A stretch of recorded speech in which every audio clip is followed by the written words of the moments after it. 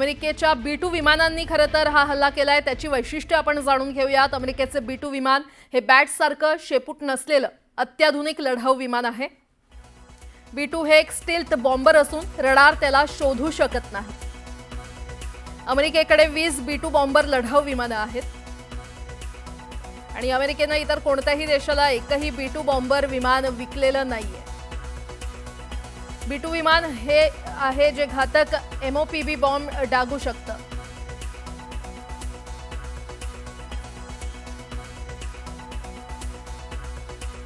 तर bunker buster बॉम्बची क्षमता आपण पाहूयात। बंकर बस्टर बॉम्बचा जमीन भेदात स्फोट झाल्यानंतर मोठी हानी तिथे होते।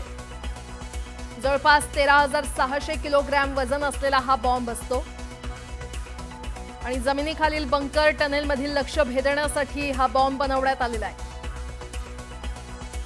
जमिनीखाली 200 फूट खाली असलेले बंकर आणि टनेल भेदण्याची क्षमता या बंकर बस्टर बॉम्ब मध्ये असते।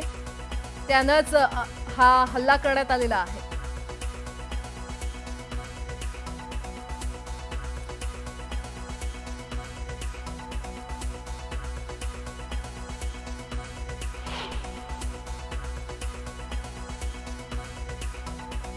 तर अमेरिकेच्या महान योद्ध्यांचं अभिनंदन असं राष्ट्राध्यक्ष डोनाल्ड ट्रम्प यांनी ट्विट केलं। आम्ही इराणच्या फोर्दो, नतांज आणि इस्फहान या 3 आण्विक तळांवर यशस्वी हल्ला केलेला आहे।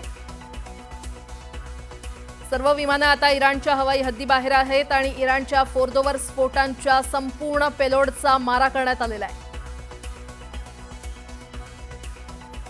सर्व विमानं सुरक्षितपणे घरी परतत आहेत। अमेरिकेच्या महान योद्ध्यांचं अभिनंदन